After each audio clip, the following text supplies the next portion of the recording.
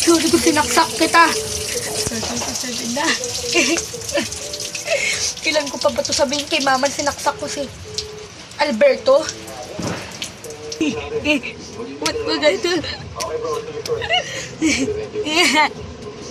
Hindi ko maintindihan. Ma, nakasaksak po ko ng tao. Hindi mo anak nakasaksak ka ng tao. Ba't mo ginawa yun, ha? Ba't mo ginawa yun, Jasmine? Makukulong ka, magagaya ka kay James Blanco. Di ba ngayon nakakulong na siya?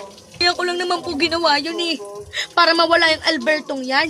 Dahil hindi siya bagay dito sa pamumuhay na to. Kakambala James Blanco. O anak, mali yung ginawa mo, Jasmine. Nakasaksak ka ng tao. Di ka ba nakakaintindi ng ganun, ha? Pag-aanhin mo pa ako, anak eh. Kahit mayaman tayo, wala akong pakialam. Ayoko na makukulong ka, anak. Mahal na mahal kita. Ako lang naman po ginawa yun eh, sorry.